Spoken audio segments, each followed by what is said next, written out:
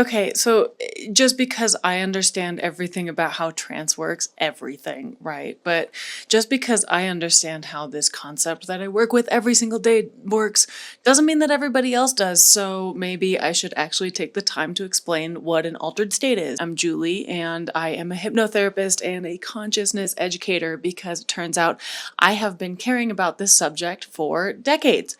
I have been interested in shifting minds and how shifting minds and growing consciousness and the evolution of how we think, right? The non-material world has been going on. So now it's my job to explain it.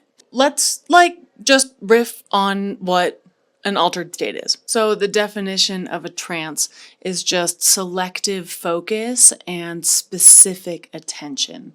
Selective focus and specific attention, which if you think about it is like a crazy broad definition. It's not a definition that you can really hang your hat on.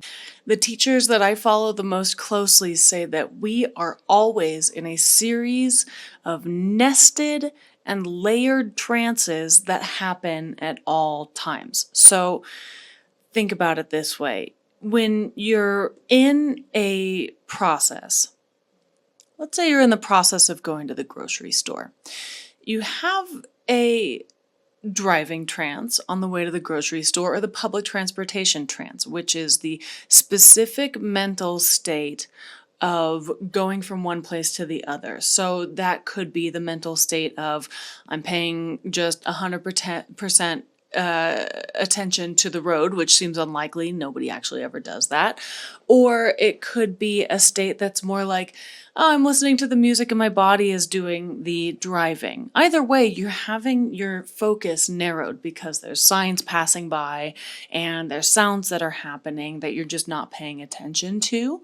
So in that context, you're in the driving trance. Okay, then you get into the grocery store, and the grocery store has a specific trance because you have trained yourself to do the grocery store in this specific way. So like maybe you learned from Michael Pollan and you shop the outside of the grocery store, and so your selective attention is at the vegetables, and then it's at the dairy section, and then it's at the olive bar, whatever. Maybe it goes to the kombucha and you get stuck in the kombucha trance, which happens to me every time I go to Whole Foods. And then you get back into your car and you get into the thinking about your family trance, and they're at home and you're on your way to the people that you live with. Maybe it's your family, maybe it's your roommates. Then you and your roommates or your family have your little song and dance that you guys do together.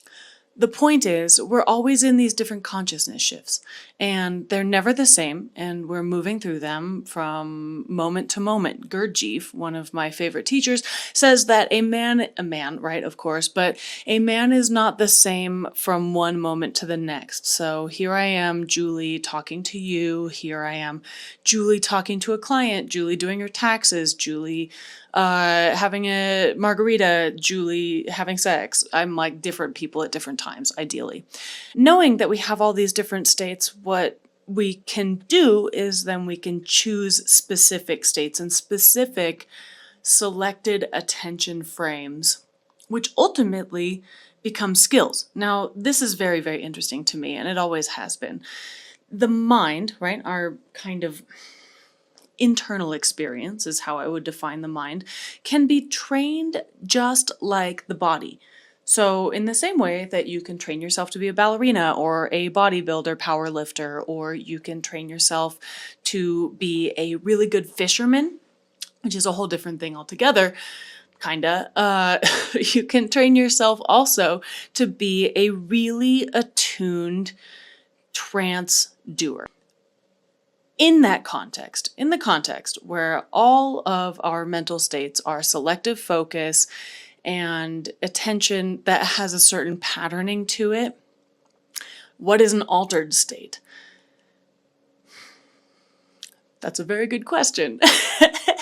An altered state in that context then is a state where we're deliberately choosing to do something different with ourselves. So in order to play basketball, you have to choose to play basketball. In order to be doing ballet, you can have a balletic move, right? By, I don't know, moving gracefully through space, but to do ballet, you have to choose ballet. Ooh, that's clever. That's very catchy. What I do as a practitioner of consciousness and a trainer of consciousness is I teach people how to enter into specific states.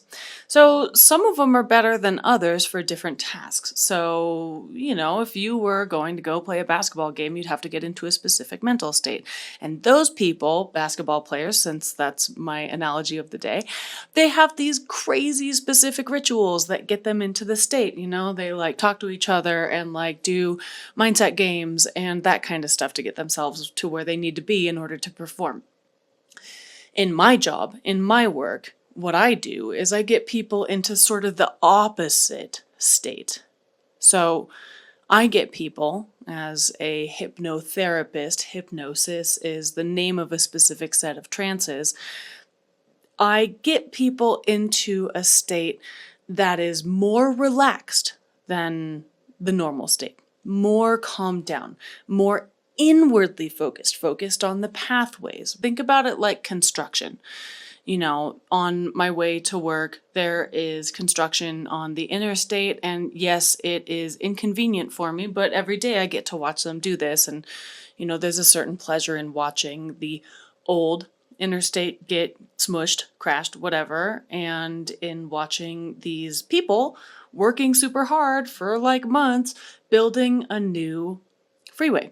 And so in the same way that you can, while also still using that path because you have a certain plan, right? Somebody has planned this construction project, and that construction project goes according to the plan.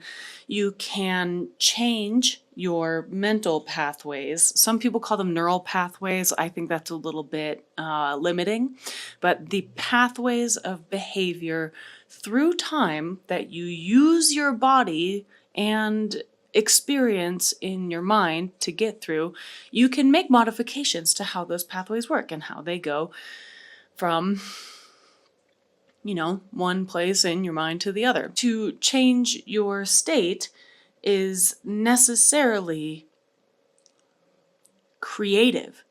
To get out of the ruts that you have occupied as a person is to necessarily create new grooves. There's all sorts of analogies that we can use for this. There's the analogy of how water flows. When you move water outside of its normal channels, you can get it into different channels or make new channels and make for a different way of solving the problems that you face. Or, I'm mixing the analogies here, but I think people generally get it. On the subject of altered consciousnesses, you can solve a problem in a more like upset way. We're always in these varied mental states and tracks that have their own set of expectations and progressions, right? You can solve a problem in the, let's say, the pissed off track. I have a husband, which I do, and I think he's great, and also we're both human, and we encounter difficulties. Usually the difficulties are me being kind of harsh or kind of glib, and him taking it personally. So, okay, these are patterns that we have developed because we have these old grooves, right? And so we could occupy these two patterns. I could be like harsh and glib and really uncompromising, and I could stay in that pattern, and he could stay kind of like defensive and like, ooh, I'm in trouble, We both have the capacity to stay in those patterns when we encounter a fight. And we would solve the problem that way. We would get ourselves out of the disagreement, but we would end up in a worse place because we were occupying the angry or defensive or offensive patterning, right? So we would get ourselves out of that situation in the groove of our, let's say, lower self for verbal convenience. We could totally do that. That's an option. It's an option to solve your problems by being in your lower self. it gets you out of the state where the problem was made, right? But it's just fundamentally not the best option, because then you end up with a bunch of other problems. So what is better, generally speaking, is to get oneself into the relaxed place, and then in that relaxed place you can be much, much more creative, because you're not in a place of fighting and discord and that kind of thing. People always find solutions, whether they're good ones or not, whatever is a different question altogether, but it's true. People do always find solutions to their problems. But what I advocate for, and what I do for a living, is I help people get into altered states that help you actually work your shit out. And when you do that, you solve problems. When you solve problems, you become a more valuable person in the world. And when you become more valuable, more strong, more clear, you help us all by improving the world around you, one relationship, one interaction at a time. So that when you do go to the grocery store, you're not in the pissed off at your boss trance, and then you're not a dick to the guy at the counter, the butcher counter or whatever, and then he doesn't get triggered by the I hate my dad trance because you look like his dad. And so the network effects of healing up your problems really are incredible, just like healing a river is incredible. And I challenge you to consider the ways in which you are operating from a trance, and whether you like that trance, and whether that trance is working for you, whether you are behaving in a way that matches the reality that you want to occupy. I have resources for this, and if you want to hit me up and ask me questions about it, it's literally what I do for a living. I love teaching people about this kind of stuff. And so I challenge you to look at yourself, look at your life, look at your patterns. Do you like them? Do you not like them? Let me know. And classic YouTube, stuff. If you like this, if you think that this is interesting, please share it with somebody. Please share it with the person you usually get into a fight with. Please share it with your butcher. Please share it with anybody. So, so that we can make better network effects by changing the way we interact with each other.